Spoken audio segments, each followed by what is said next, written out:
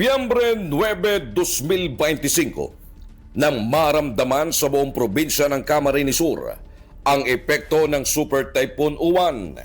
Halos 15 oras ang naranasang pag-uulan at binabayo ng malalakas na hangin ang probinsya. Maraming mga bayan sa probinsya ang pinalubog ng baha katulad na lamang ng Baaw, Garchitorena, Presentacion, Naga at iba pa. Sa lungsod ng Naga, tila hindi na bago ang ganitong mga sitwasyon dahil kung maalala, pinalubog rin ng baha ang buong lungsod dahil sa walang tigil na pag-uulan noong Oktubre 21 hanggang 22 ng nakaraang taon kung saan nagmistol ang karagatan ng buong lungsod dahil sa bagyong Christine. Naging pahirapan din noon ang isinagawang clearing operation na tumagal ng ilang buwan dahil na rin sa mga putik at basurang naiwan ng bagyo. Ngunit kung merong mang mas nakakalungkot, ito ay ang pagkamatay ng ilang katao sanhi ng pagkalunod. Kaya noong Super Typhoon Uwan, tila natuto na ang mga taga-Naga dahil karamihan sa mga ito ay sumunod sa panawagan ng lungsod na mag-evacuate na sa mas ligtas na lugar.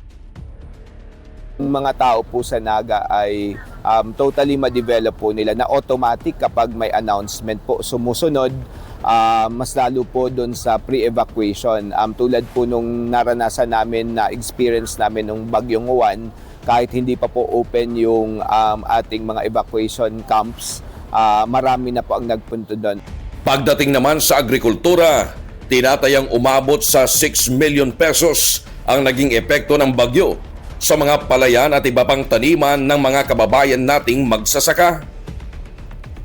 Yung sa, ang kagandahan lang po, yung sa mga mais po ay naka-ani na at yung mga nasa paggugulay naman po ay nagsisimula pa lang kaya medyo kunti lang po yung naapektuhan nung bagyong Uwan dun po sa dalawang commodity na yon. Pero sa rice sector po or sa mga nagtatanim po ng palay ay nasaktuhan na during maturity stage na po yung kanilang mga tanim.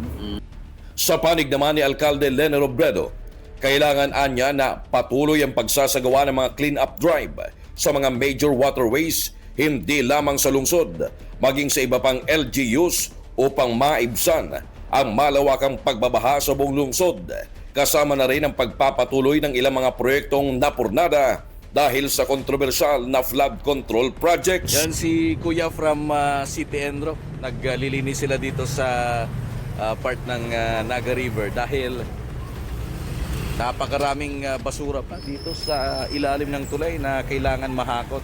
Yun na po yung ating directive sa lahat ng mga offices na involved na since umupo ako nung noon of June 30 hanggang tuloy-tuloy, talagang yung lahat na waterways natin lilinisin. Ang problema po nito, hindi siya pwedeng one time Talaga yung paglilinis niya paulit-ulit. Ang pinakakulang lang talaga natin yung equipment, pero naghahanap na po tayo ng equipment. Pero nakita po natin nung Typhoon Uwan na kahit nagbaha sa Naga, sobrang bilis na wala ng tubig. Kasi yung lalabasan ay malinis na. So nakita naman po ito ng mga barangay. In fact, nag-request po tayo sa DOLE na kung pwedeng yung mga nagde-declog ng mga drainages, maisa-ilalim din sa tupad program. Kasi nakakatulong talaga ito na malaki sa pagwala ng baha sa atin dito sa Naga. Sa huli, hangad ng bawat Bicolano kasama ang buong Pilipino ang konkretong mga programa at proyekto ng pamahalaan upang mapigilan ang maladilubyong epekto ng mga kalamidad katulad ng bagyo sa ating bansa upang wala na ring muling magbubuwis ng buhay dahil sa kapabayaan ng iba. Yan mga kasama ko ngayon si Kuya. Sakay kami nitong kanyang maliit na bangka at tinitingnan itong sitwasyon ng mga kabahayan dito sa Barangay Flordelis. Talagang napakahirap. Ito yung kanyang bangka yan. So andito kami sa gitna ng creek. Yan. Mula dito sa RMN DWNX Naga, para sa RMN News Year-End Report, Radyoman Kevin Alba Tatak, RMN